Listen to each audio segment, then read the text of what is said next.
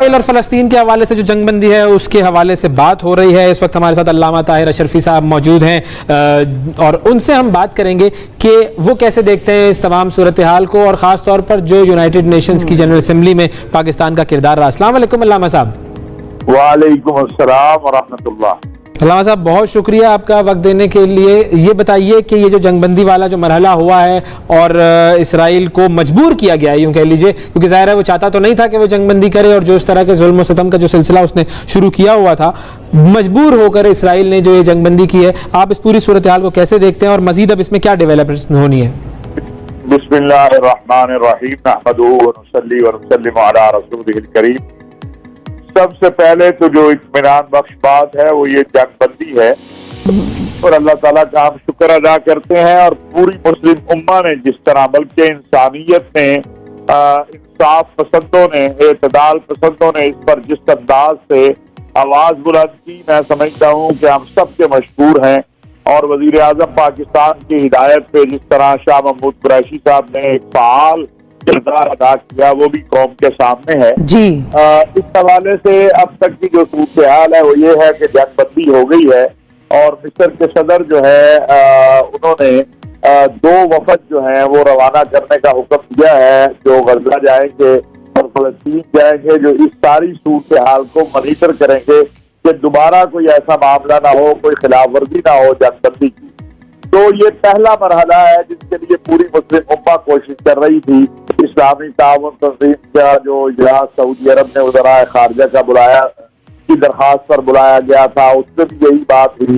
ہماری جو کوششیں تھی پاکستان کی تمام برادر اسلامی ممالک کے ساتھ, اس میں بھی یہی بات ہوئی.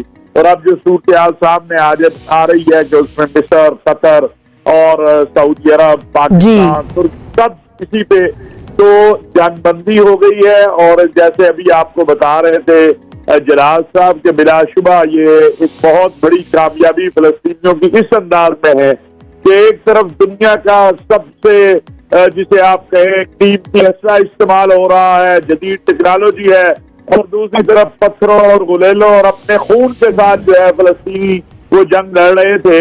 اور آپ کو میں بتاؤں, مجھے پرسوں بتایا فلسطین سے کہ اس مرتبہ صورتحال بڑی مختلف تھی.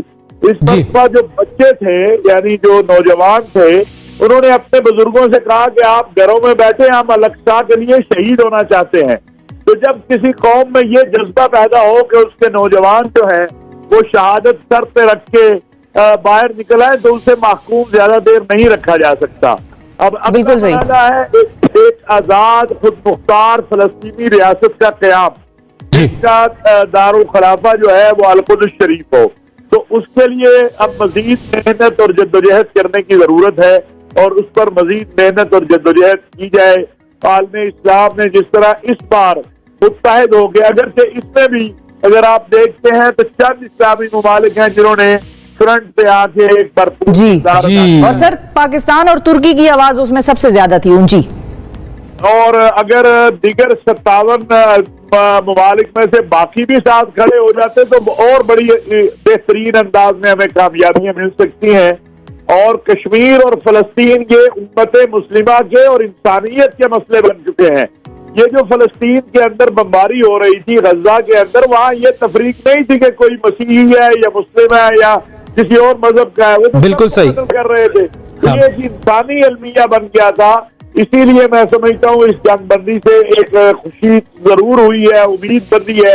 اور آج پاکستان میں آپ کو علم ہے کہ پورے پاکستان کے اندر وزیر اعظم پاکستان کی اپیل پر یوم یکجہتی فلسطین منایا جا رہا ہے, اور اس میں بھی پاکستان میں رہنے والے مسلم غیر مسلم دونوں یہ دن منا رہے ہیں. آج لاہور میں ایک اہم اجلاس جو چرچ ہے ایک لاہور کا, اس میں تمام مذہبی قائدین اس میں جمع ہو کے فلسطینیوں سے اظہار یکجہتی کر رہے ہیں. تو میں سمجھتا ہوں یہ ایک بڑی کامیابی, بہت خوشائند بات ہے. جی, اس میں ایک بڑا کردار ادا کیا ہے وزیر اعظم پاکستان اور ہمارے وزیر خارجہ اور پوری قوم جو ہے, اس پر ہم اللہ کا شکر بھی ادا کرتے ہیں اور تحسین بھی کرتے ہیں.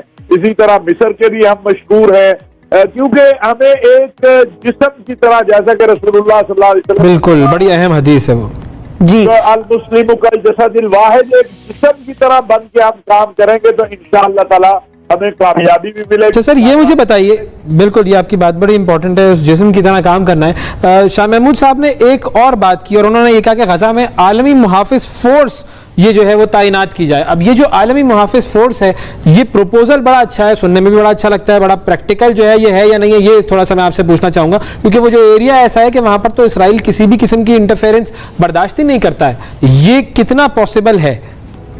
देखिए, इस मामले के ऊपर इस्लामी ताउन तंजीम भी ये बात कर चुकी है। इस्लामी दुनिया ये चाहती है कि ये खून रेजी का सिलसिला बंद हो, और उसके लिए अगर वहां पर मुहाफिज फोर्स जो है मुस्लिम ममालिक की वो लग जाए तो फिर तो ये सिलसिला बंद हो जाएगा। हमारी कोशिश यही है। पहला मरहला सीज फायर का था, अगला मरहला ये है, और इंशाअल्लाह अब लगता है कि अगर इसी तरह मुस्लिम उम्मा डट के खड़ी हो गई और इस तरफ चल पड़ी तो ये मामला भी इंशाअल्लाह हल हो जाएगा। लेकिन एक और चीज जो हम देख रहे हैं कि इस कुर्बानी का नतीजा क्या है।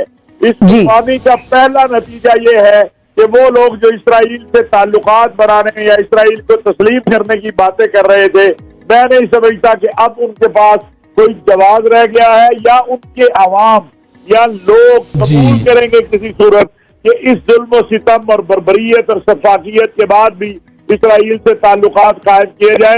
इसराइल से ताल्लुकात या इसराइल से राब्ते का एक ही रास्ता है, और वो ये है कि आजाद फलस्तीनी रियासत का क़याम हो, और उसके बाद फिर देखा जाएगा। हर मुल्क अपने अंदाज में अपनी पॉलिसी के मुताबिक देखेगा कि उसने क्या करना है।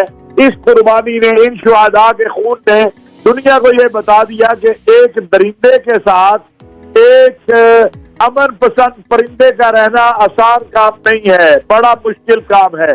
और हकीकत बात यही है कि फलस्तीनी जो है वो एक जो है मासूम से परिंदे और बच्चे की तरह है, और इसराइल जो है वो एक दरिंदे की तरह है, जिस तरह उसने दरिंदगी की है।